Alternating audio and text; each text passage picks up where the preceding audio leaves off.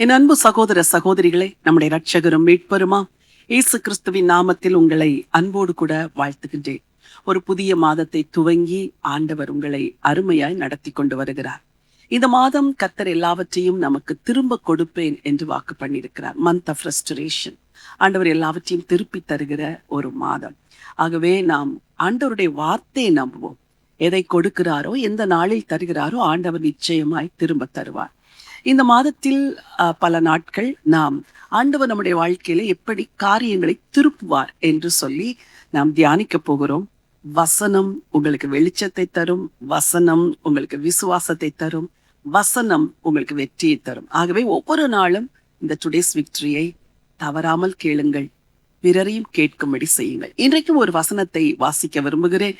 யோவேல் தீர்க்க தரிசன புத்தகத்தின் 2ஆம் அதிகாரம் 25வது வசனம். நான் உங்களிடத்தில் அனுப்பின என் பெரிய சேனையாகிய வெட்டுக்கிளிகளும் பச்சை கிளிகளும் முசுக்கட்டை பூச்சிகளும் பச்சை புழுக்களும் பட்சித்த வருஷங்களின் விளைவை உங்களுக்கு திரும்ப அளிப்பேன். ஆண்டவர் பட்சித்த வருஷங்களின் விளைச்சலை திரும்ப அளிப்பேன் என்று சொல்லுகிறார்.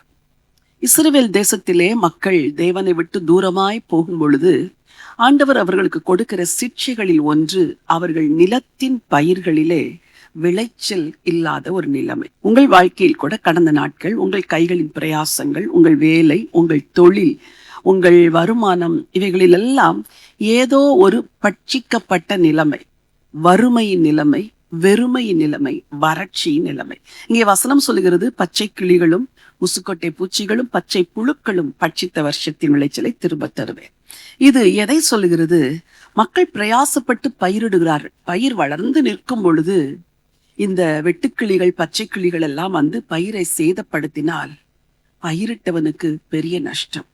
உங்கள் வாழ்க்கையில் சில காரியங்களில் பிரயாசம் எடுத்தீர்கள், முயற்சி எடுத்தீர்கள். பிள்ளைகளின் படிப்புகளாக இருக்கட்டும், உங்கள் வேலையாயிருக்கட்டும், ஒரு தொழிலாயிருக்கட்டும், ஊழிய பாதையில் கூட.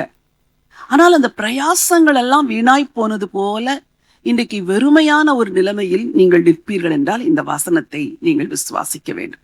ஆண்டவர் சொல்கிறார், பட்சித்த வருஷங்களின் விளைச்சலை திரும்ப தருவேன். அதன் பொருள் என்ன? எத்தனை வருடம் நீ இழந்தாயோ அது எல்லாவற்றையும் உனக்கு திரும்ப தருவேன். சில காரியங்களில் சிக்கிக்கொண்டு பல வருஷங்களில் நஷ்டங்களை அடைந்தீர்கள். ஆனால் ஆண்டவரிடத்தில் மனம் திரும்பும் போது, இந்த அதிகாரம் திரும்ப அளிப்பதற்கு முன்னதாக ஒரு மனம் திரும்புதலையும் சொல்கிறது. நீ மனம் திரும்பி உன்னுடைய பாவங்களை எல்லாம் விட்டு வரும் பொழுது, நீ என்னை நோக்கி வேண்டுதல் செய்யும் பொழுது, பட்சித்த வருஷங்களின் விளைச்சலை திரும்ப தருவேன் என்று ஆண்டவர் சொல்லுகிறார். நம்புங்கள், விசுவாசியுங்கள், மனம் திரும்புங்கள். எதில் மனம் திரும்ப வேண்டும் என்று கேளுங்கள். ஆண்டவர் சொல்லுவார். மனம் திரும்பும் பொழுது விளைச்சலை திரும்ப அளிப்பார். உங்களுக்கு ஜெபிக்க விரும்புகிறேன். ஜீவனுள்ள தேவனே, நல்ல ஆண்டவரே, எங்கள் வாழ்க்கையில் எல்லாவற்றையும் எங்களுக்கு திரும்ப தருகிற தேவன். பச்சை கிளிகளும் வெட்டுக்கிளிகளும் முசுக்கட்டை பூச்சிகளும் பச்சை புழுக்களும் பட்சித்த வருஷத்தின் விளைச்சலை திரும்ப தருவேன் என்று சொன்னேன்.